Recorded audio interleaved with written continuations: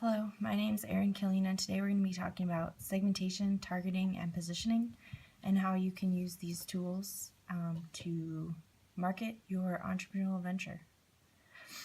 So segmentation, the definition is identifying a group of people who'd be more likely to be customers for your good or service. So to bring that to the value proposition canvas that we've been talking about this semester, what you're doing is finding a specific customer segment and targeting that specific segment with your value proposition.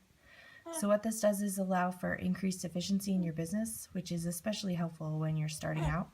Just make sure that you avoid the pitfall of targeting too narrow a segment. So you want to make sure that you keep your pool of potential customers large enough that you still have a good solid market for your product. So some of the categories are the categories of variables that you can use to differentiate your market. First off will be demographic, and then what we're going to do is go through these variables based kind of from most measurable to least measurable variable. So the first one's demographic. When we talk demographics, we're talking about race, gender, ethnicity, maybe language spoken, age. These are all things that you can find out relatively simply using some of the tools we've already talked about this semester. And while they make for an easy way to target a market or to segment a market, they're also some of the most difficult to actually find a way to define who you want to target. Next, geographic. So you have location. Here we're talking like, are you this is an easy example, but are you going to manufacture some sort of iced tea? And do you recognize what region you're going to be targeting with the beverage you're manufacturing? Is it sweet enough for someone in Alabama to buy it? That's the question that you could use this geographic variable to help segment your market. Behavioristic will be just decisions and behaviors that people have. And then psychographic is the final segment, and we'll talk about that a little more on the next slide, but one of the more important things to know about this variable is that it is obviously at the end of the scale, so measurability, it's going to be one of the least measurable set of category of variables. So that's why we have these VALS profiles that we talk about. So the VALS profile is a psychographic profiling tool, and what this will help you do is identify groups to target. So the way the tool works is the person takes a survey, and in the class slideshow it talked about how to get to the survey, and more detailed how it was based off Maslow's hierarchy of needs. But what we can talk about here is just that it'll break consumers down into 8 groups, and all 8 of them have different wants and needs from companies that they're going to be potentially doing business with, sort of based on the level on the hierarchy that the people in that group have attained.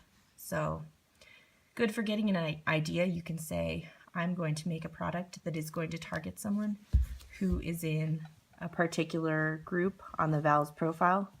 It's less useful in the day-to-day marketing. The only issue is because, like we talked about, this is a super difficult to psychographic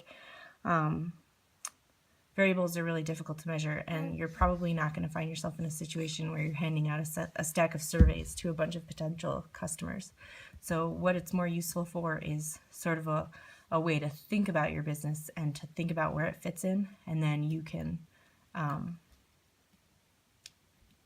of think through which people you might find in particular VALS profiles,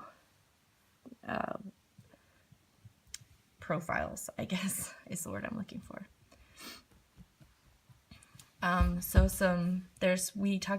We'll talk about 4 strategies for actually segmenting your market once you've or using market segmentation, I should say, implementing market segmentation.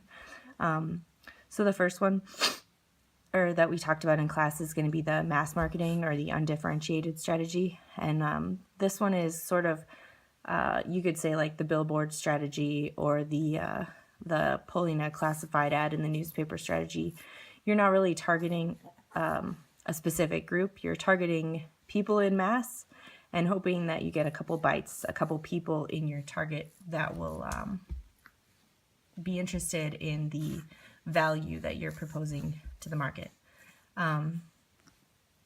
Not a great strategy, like it says there, and less effective now. So we have a lot more effective strategies that we can use as entrepreneurs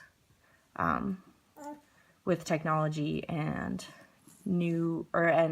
data that's available to us in our market research. So the differentiated strategy is the second one. And this one is pretty useful for the modern entrepreneur. And this is just recognizing that you're going to have different groups of consumers and offering different products to different groups. So this could be as simple as you have consumers that are men and women, and you maybe modify your packaging depending on which group you're targeting, or you modify your packaging to target both. So you have one item that you package in more feminine colors, like more pinks and reds, and one that you put on the market that you package in blues and greens. So you're hoping to maybe target both both subsets of the entire market, and you sort of market to them separately and different. The concentrated strategy or the niche marketing would be to change up your strategy entirely, and you're going to only target a small portion of the customer segment with this one. But what you will create is a strong identification with that small portion of the market. So you might get a lot more buy-in from your customers, and that might be what your product is designed to do. You might have a product that is better suited for a small group of the whole big customer segment, but you're going to create a lot of brand loyalty with them. So that if you're using this concentrated strategy, that's going to be your aim. And then, excuse me, the final strategy is the segment of one strategy or mass customization. So what you're going to do here, and this is a new strategy that's become realistic now that technology is making it easier to target individuals because we all carry around little computers in our pockets. What you can do is personalize the experience that each individual member of your market is going to get. And this one also will create a lot of identification and a lot of buy-in with your customers. So it's obviously a resource-intensive strategy. Obviously, well, maybe not obviously, but it kind of plays out that the mass marketing and the concentrated strategies are the two less resource-intensive strategies. And then the differentiated and the segment of one strategies are going to require a little more resources. So it'll just have to be a sliding scale in your company to decide if that's resources you're willing to expend. And then targeting, we have, we talked about the perceptual map. So what you have with the perceptual map is a XY axis map, and you'll plot the different offerings in your category. And this can be really useful to identify where your product fits into the already existing market.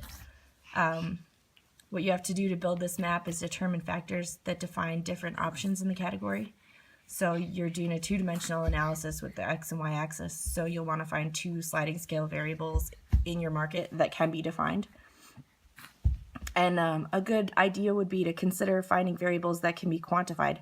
That kind of will take the perception out of the exercise and make it more something take the perception out of the exercise and make it more fact-based. It'll make your map a little more accurate, and it'll take away some bias that people might already have coming in. So then what you do is build your market that you're trying to get into and identify which quadrant your segment of the market is looking for. Perception and proximity matter. So when you're talking about subsets of the market, where they're located on the map, if they're on their own, or if they're in close proximity to other market offerings, that's important for you to notice, because you might want to move your product in either up or down the X or up or down the Y axis that you decide to plot, in order to make it a little easier for you to get into the market, because there will be, you'll move more into a gap in the market where nothing exists, and then you'll be able to work a product into that gap.